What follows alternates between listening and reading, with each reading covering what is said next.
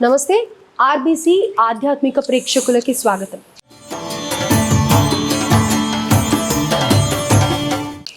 అయితే ఇదొక important informative video అని ఖచ్చితంగా చెప్పగలుగుతాను. ఎందుకంటే మన ఇండ్లలో కూడా ఎంతోమంది పిల్లలు శారీరకంగా కానీ మానసికంగా కానీ లేకపోతే వాళ్ళు ఎదిగే క్రమంలో కానీ అనేక ఇబ్బందులు పడుతూ ఉంటారు. తల్లిదండ్రులుగా అవి చూసి భరించలేకుండా ఉన్న సందర్భాలు కూడా ఎంతోమంది ఫేస్ చేస్తూ ఉంటారు.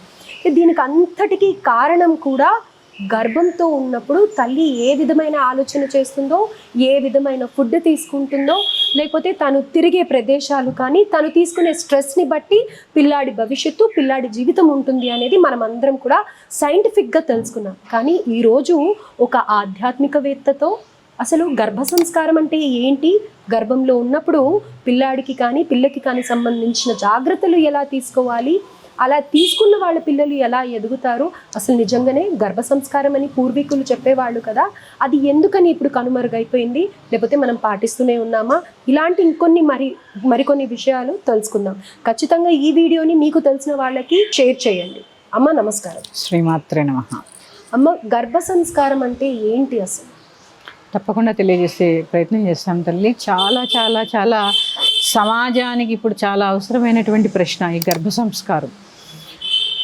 ఆర్బీసీ ఆధ్యాత్మిక ఛానల్ వీక్షిస్తున్న ప్రేక్షకులందరికీ కూడా శ్రీమాత్రే నమః. శ్రీమాత్రే. గర్భ సంస్కారం, సంస్కారం అనే మాటలోనే ఎంతో సంస్కారం అనేది దాగి ఉంది. ఒక తల్లి ద్వారానే శిశువు అన్ని విషయాలు నేర్చుకుంటాడు. అందుకే తల్లి ఎప్పుడు కూడా మొదటి గురువు కదా. గురువు అనే వ్యక్తి ఎవరైనా మన జీవితంలో ముందు వచ్చారు అంటే అది తల్లే. ఇలా కూర్చోకు, అలా నిలబడకు, ఇలా ఉండు, అలా ఉండు, నీ ప్రవర్తన ఇదే అవ్వాలని ఇప్పటికీ ఇంత వయసు వచ్చినా మన అమ్మలు మనకు చెప్తూనే ఉంటారు. ఇక గర్భస్థ శిశువు యొక్క సంస్కారాన్ని ప్రసవించిన తర్వాత ఆ శిశువు యొక్క ప్రవర్తన ఎలా ఉండాలి అని నిర్ణయించబడేదే ఈ గర్భ సంస్కారము. ఎందుకంటే అమ్మా, ఇది మనం ఒక సామాజిక కోణంలో ముందు మాట్లాడుకుందాం. ఎందుకంటే ఒక ఆధ్యాత్మిక కోణంలో ముందు చెప్పే కంటే ఒక సామాజిక కోణంలో ముందు మనం చర్చించుకున్న తర్వాత అసలు దీని యొక్క విలువలు ఏంటో చెప్పుకునే ప్రయత్నం చేద్దాం. తప్పకుండా. ఒక గర్భంతో ఉన్న స్త్రీ తనకి 1వ నెల నుంచి తన 2వ నెల 45 రోజుల సమయానికి ఎంతకో తన గర్భం దాల్చిందని తెలుస్తూ ఉన్నప్పుడు ఆ మాతృత్వాన్ని ఆస్వాదిస్తూ ఉంటుంది తల్లి. ఆస్వాదిస్తూ ఉన్నప్పుడు ఆ తల్లి ఆ పుట్టిన బిడ్డ చాలా ప్రయోజకుడు అవ్వాలని, చాలా బుద్ధిమంతుడు అవ్వాలని ఏం చేస్తూ ఉంటుంది, అనుక్షణం ఆ బిడ్డ గురించి ఆలోచిస్తూ ఉంటుంది. స్పర్శ ద్వారా చూడండి, ఇలా పెట్టుకుంటూ ఉంటాం, ఇట్లా తడుముతూ ఉంటాం. అంటే ఆ శిశువుకి ఆ తల్లి యొక్క స్పర్శ. అలాగే మనం ఇంకా తెలుసుకుంటే పుట్టిన తర్వాత బిడ్డల్ని ఇక్కడ వేసుకుంటారు. ఎందుకు వేసుకుంటారు తెలుసా? తల్లి గుండె చప్పుడు వింటారు వీళ్ళ గర్భంలో ఉన్నప్పుడు. ప్రీమెచ్యూర్ బేబీస్ని ఎక్కువగా వేసుకొని అలానే ఇక్కడ ఎప్పుడైతే ఇక్కడ వేసుకుంటారో పుట్టిన పిల్లల్ని, ఆ గుండె చప్పుడు వాళ్ళు విని మేము మా తల్లి దగ్గరే ఉన్నాము అనే ఒక ప్రొటెక్షన్ ఫీల్ అయ్యి వెంటనే ఏడు పాపేస్తారు. అంటే చూడండి, ఆ కనెక్టివిటీ అనేది మరి బయటకు వచ్చాక మర్చిపోవాలి కదా. ఆ తల్లితో ఉండే కనెక్టివిటీ ఎలా ఉంటుంది అనేది ఈ యొక్క గుండె చప్పుడు. ఇలాంటి గుండె చప్పుడు వింటున్న పిల్లలకి మనం డీజే సౌండ్స్లో సినిమాలు చూపిస్తున్నామా లేదా? చూపిస్తున్నామా? ఎంత హింస చూపిస్తున్నాం, ఎంత అసలు ఒక యోగ్యమైనటువంటి శిశువు కలగాలి అంటే, యోగ్యమైనటువంటి సంతానం కలగాలి అంటే తల్లి పాత్ర చాలా ముఖ్యం కదమ్మా. ఆహార నియమాలు చాలా ముఖ్యం కదా. అందుకే లలితా సహస్రనామంలో కొన్ని శ్లోకాలు ఈ గర్భంతో ఉన్న స్త్రీ ఎలాంటి భోజనం చేయాలి అనే దాని మీద ఉన్నాయి. అవునా? ఉద్గౌదన ప్రీత చిక్త దగ్గర నుంచి దద్యాన్న సక్త హృదయ, ఇవన్నీ కూడా దానికి సంబంధించిన శ్లోకాలే. అంటే ఏ నెలలో ఎటువంటి ఆహారం తీసుకుంటే శిశువు మీద ఎలాంటి ప్రభావాన్ని చూపుతుంది అనేది కూడా మనకి ఈ శాస్త్రంలో అందించబడింది. అందుకే సామాజికంగా ముందు తీసుకుంటే ఆధ్యాత్మికతలో ఏముందో తెలుస్తుంది. మనం చేయకూడని తప్పులేంటో ముందు తెలుసుకుంటే అప్పుడు చెయ్యవలసినవి చెప్పినా ప్రయోజనం ఉంటుంది, అవునా కదా? అవునమ్మా. అయితే ఖచ్చితంగా ఇప్పుడు మాకు ఏం చెయ్యకూడదు, ఏం చెయ్యాలి అనేది వివరించారు. తప్పకుండా అమ్మ, ఇది ఒక్కొక్క అంశంగా దీన్ని ముందు తరాలకు తీసుకువెళ్ళాలని చెప్పి ఏదో ఈ ఒక్క ఎపిసోడ్తోనే కాకుండా దీన్ని పరిపూర్ణంగా ప్రజలకి తెలియజేసే ప్రయత్నం చేద్దామని సంకల్పం. ప్రయత్నం కాదు, అందిద్దాం, ఖచ్చితంగా అందిద్దాం. ఎందుకంటే చాలా ముఖ్యమైన అంశం అమ్మాయి. ముందు చేయకూడని పనులు నేను చెప్పాను కదా, సినిమా థియేటర్స్కి వెళ్ళి అంతంత శబ్దాల్లో ఆ సినిమా చూపించడం అనేది ఎంతవరకు సమంజసం? ఒక్కసారి ఉన్నప్పుడు థియేటర్స్కి వెళ్ళి అంతంత సౌండ్స్ పెట్టద్దు కదా. ఇప్పుడు బెదిరిపోరమ్మ చంటి శిశువు కదా, గుండె చప్పుడు విని హాయిగా నిద్రపోతున్న పిల్లాడిని అంత శబ్దంలో పడేసినప్పుడు వారి యొక్క స్థితి ఆలోచించండి, ఎలా ఉంటుంది? భయపడి ఉలిక్కి పడుతూ ఉంటారు. లోపల ఎలా ఉలిక్కి పడతారంటే పడతారు. ఇందుకు ఉదాహరణ అభిమన్యుడు తల్లి గర్భంలో ఉండగానే పద్మవ్యూహంలోకి ఎలా వెళ్ళాలి అని తండ్రి వ్యూహంలో ఎలాకి వెళ్ళాలో చెప్పాడు, కానీ తిరిగి రావడం చెప్పలా. వెళ్ళాడా లేదా? తర్వాత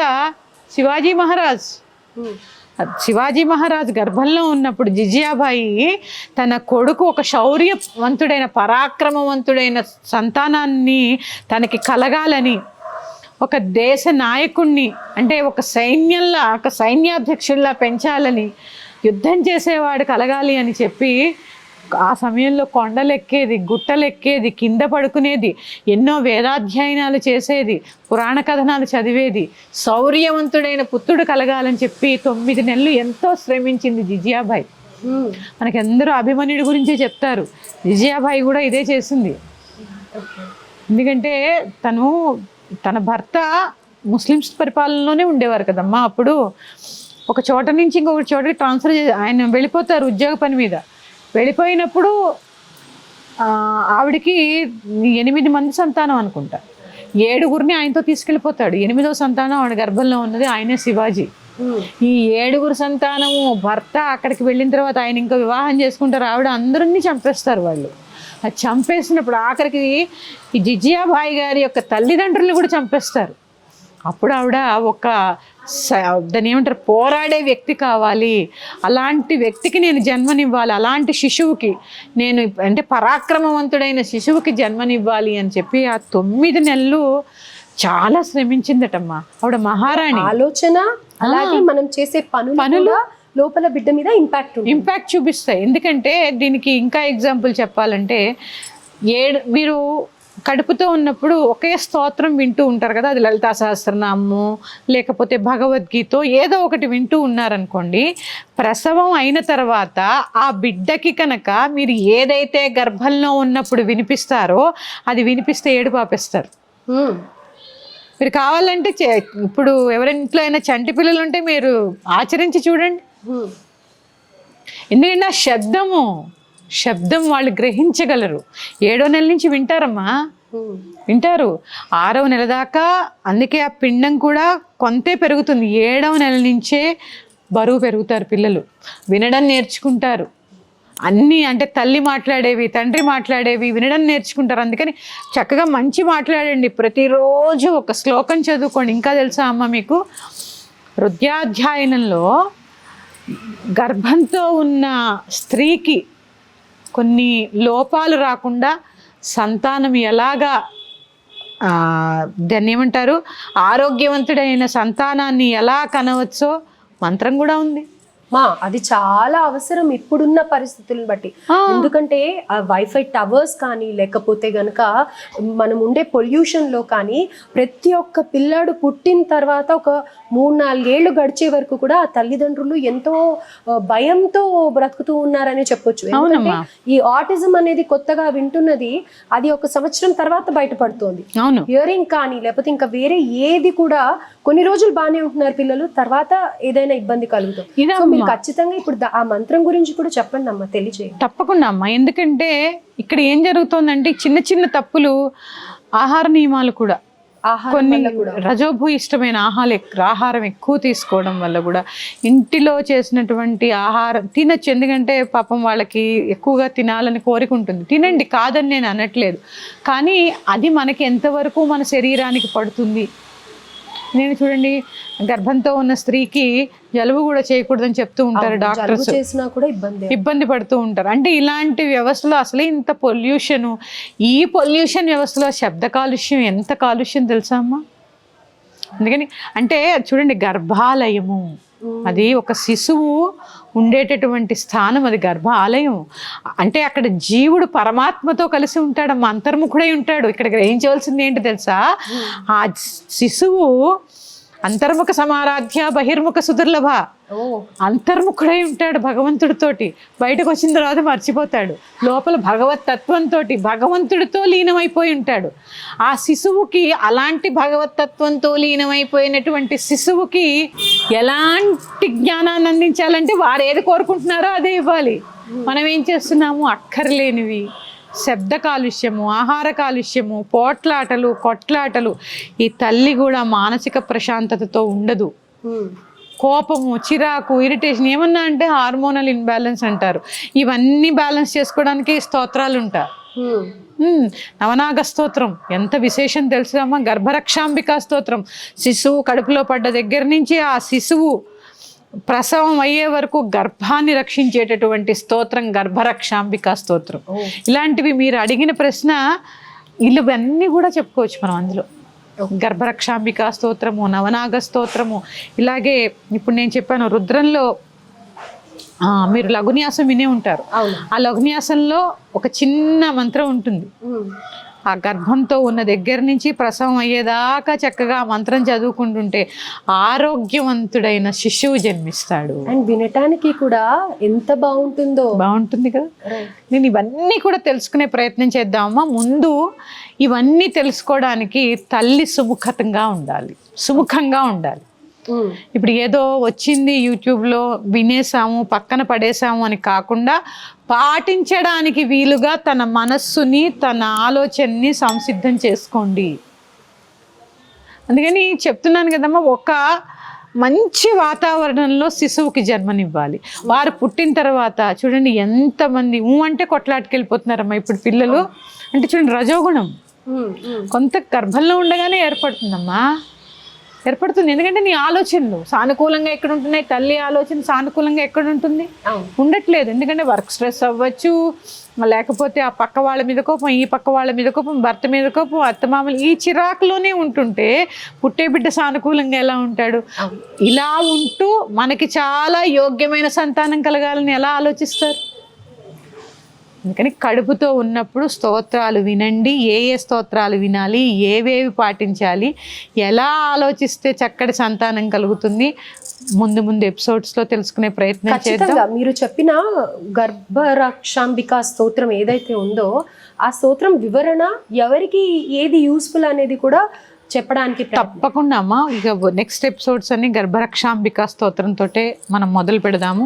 ఎందుకంటే శిశువు గర్భంలో ఉన్న దగ్గర నుంచి 5వ నెల వచ్చేదాకా ప్రొటెక్ట్ చేయాలి. 5వ నెల నిండే వరకు కూడా, లేకపోతే గర్భ విచ్ఛిన్నం జరగడానికి అవకాశం ఉంటుంది. ఈ విచ్ఛిన్నం జరగకుండా ఏవి పాటించాలి, ఏ స్తోత్రాలు చదువుకోవాలి, ఇవన్నీ కూడా తెలియజేస్తాను. స్తోత్రం కూడా నాగులు చాలా ఇంపార్టెంట్ రోల్ ప్లే చేస్తాయి అని అంటారు కదా. నవనాగ స్తోత్రం ఒక నాగుపాము ఉంటుంది అని అంటారు. అదే అఫ్ కోర్స్ మన బ్యాక్ బోన్ కింద అని అంటూ ఉంటారు, కానీ మొత్తం షట్చక్రాలని కూడా కాపాడేది ఆ నాగుపాము. అవంత బ్యాలెన్స్ గా ఉంటే గనక అంత ఇక్కడ అదేనమ్మా. ఇంకా దానికన్నా ముందు ఇది మీరు చెప్పారు కుండలిని ఒక సర్పంతో పోలుస్తూ ఉంటారు. దానికన్నా మీరు శుక్రకణాలు ఎలా ఉంటాయి ఎప్పుడైనా మీరు చూసారా ఎప్పుడైనా? చూసాను. చిన్న తలకాయ అండి పాము. మరి శుక్రకణాలకి పాముకి సంబంధం ఏముంది కదా, పాము రూపంలోనే ఉంటాయి, చిన్న తలకాయ అండి ఇలా ఉంటాయి అవి. అండ్ మెయిన్ గా పిల్లల గురించి మాట్లాడుకున్నప్పుడు ఖచ్చితంగా నాగదోషాలు అని అంటూ ఉంటారు. అవి ఏమన్నా ప్రాబ్లం ఉంటేనే పిల్లలు సరిగ్గా ఉండకపోవడం కూడా చెప్తూ ఉంటారు. కాబట్టి ఈ 2 స్తోత్రాల గురించి కూడా వివరాలు తప్పకుండా అమ్మా. ఈ 2 కాదు, లలితా సహస్రనామంలో ఎక్కడెక్కడ ఏ మంత్రం చదువుకుంటే చక్కటి సంతానం కలుగుతుంది, 3వ నెలలో ఆహారం తీసుకోవాలి, 4వ నెలలో ఏ ఆహారం తీసుకోవాలి, ఇలాంటివన్నీ కూడా నేను చెప్పే ప్రయత్నం చేస్తాను. పాటించడానికి మీరు సిద్ధంగా ఉండండి అమ్మా. గర్భవతులైన నా పిల్లలందరూ, ఎందుకంటే నాకు కూడా పిల్లలు ఉన్నారు కాబట్టి నా పిల్లలందరూ కూడా చక్కగా వినడానికి ముందు మనసుని ఆలోచనని సిద్ధం చేసుకోండి. మళ్ళీ ఇదే అంశంతో మీ ముందుకు వస్తాను. శ్రీమాత్రే నమః. స్వస్తి.